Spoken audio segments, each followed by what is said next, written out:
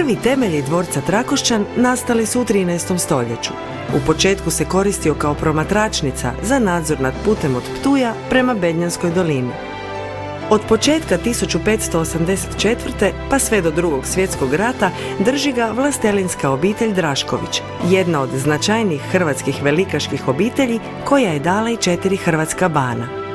Sredinom 20. stoljeća dvorac i posjedi su nacionalizirani, a 1953. osnovan je muzej sa stalnim postavom u izvornoj funkciji. U pisanim dokumentima ime Trakošćan prvi se put spominje 1334. godine u popisu župa, a srednjovjekovni grad Trakošćan spominje se 1399.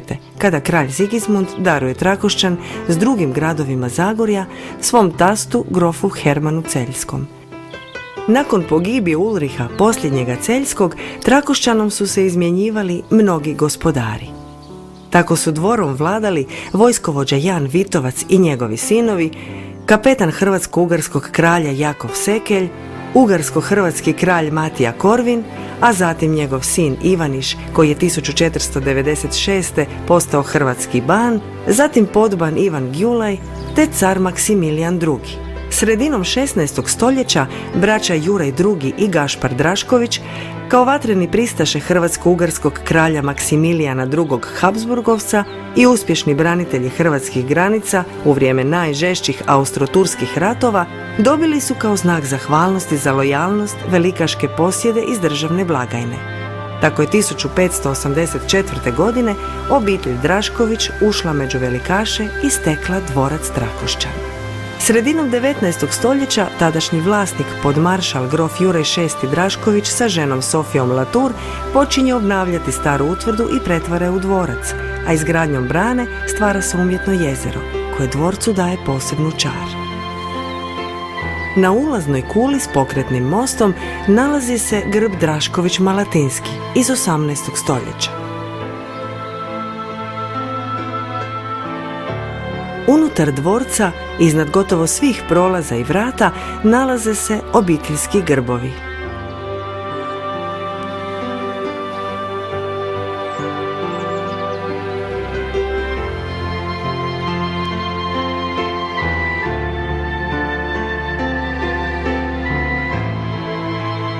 Tu se nalazi i prostrana terasa, s koje se pruža prekrasan pogled na jezero, šumu i perivoj.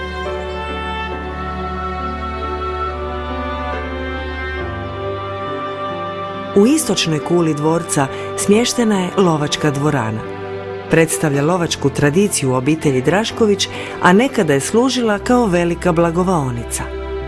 Ukrašena je lovačkim trofejima s prijelaza 19. u 20. stoljeće, a namještaj potječe iz 70. godina 19. stoljeća.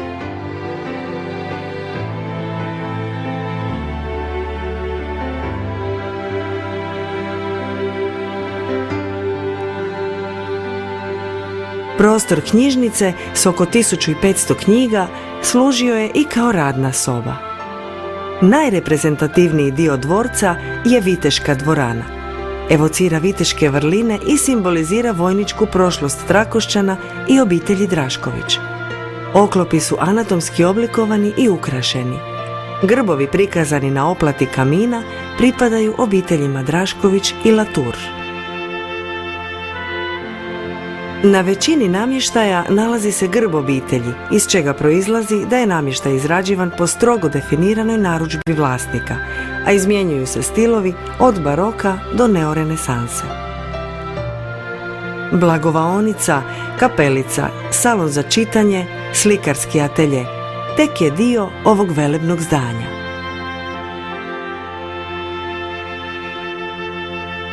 U dvorištu je cisterna iz 17. stoljeća, a iz dvorišta se ulazi u oružarnicu u kojoj se nalazi zbirka od oko 300 primjeraka oružja i vojne opreme. Dvorska kuhinja bila je u izdvojenom dijelu burga.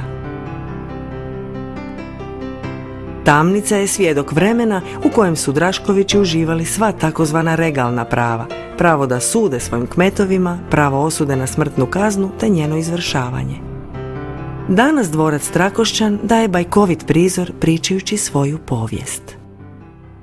Trakošćan je koljevka fotografije u Hrvatskoj. Grof Juraj VI. Drašković je pionir fotografije i autor našeg najranije sačuvanog fotografskog opusa, a njegov pranećak Karlo se smatra jednim od začetnika umjetničke fotografije u Hrvatskoj i najznačajnijim hrvatskim fotoamaterom 19. stoljeća.